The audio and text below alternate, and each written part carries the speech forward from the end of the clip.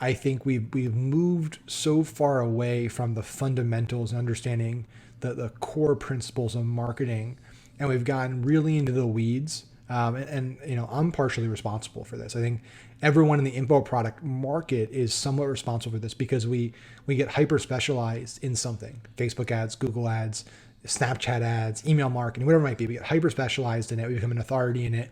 We become an influencer in it, and that's all we talk about. We just pitch that. If you just do Facebook, if you just do this, you'll be successful.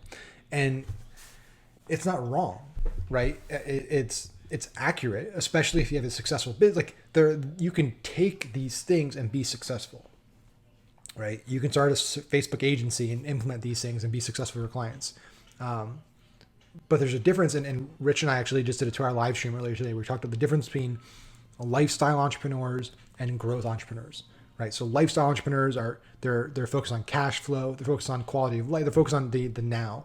Growth entrepreneurs, scaling entrepreneurs are focused on building assets, long-term wealth creation, and they have more patience, determination. They have bigger goals they want to hit, right?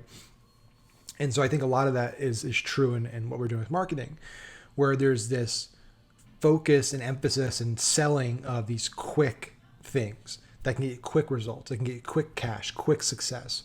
And it's not necessarily a bad thing if you're struggling, don't have any money, like you need to make money. So you do what you need to do to survive and to get to a point. But when we're talking about like true success, we're talking about building something bigger than yourself. We're thinking about building something you don't have to spend every minute of the day working on to get results. You need to change a little bit. Your strategies need to evolve.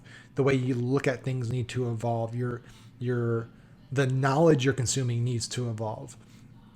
And so for me, that was a big changing point. Was I spent so much of my early career hyper focused on traffic channels, hyper focused on Facebook ads and pay traffic and stuff.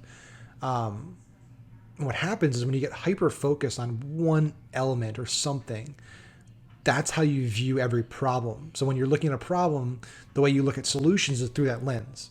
And so the solution almost always is more of that, right? I just got to run more Facebook ads. I just got to optimize the Facebook ad campaign. I just got to more retargeting, whatever it might be. And that's not the answer to a lot of problems, right? So for me, it was like taking a step back and realizing like leveling up my Facebook skills is not going to help. Like the way I'll put it, like Apple and Amazon and Tesla and Facebook and Alphabet and all these companies didn't get to where they are today because they were really good at Facebook ads, or they were really good at Google ads, or they were really good at SEO, right? That wasn't the thing that made them what they are. And even companies are worth hundreds of millions of dollars. They didn't become that because they mastered a traffic channel, right?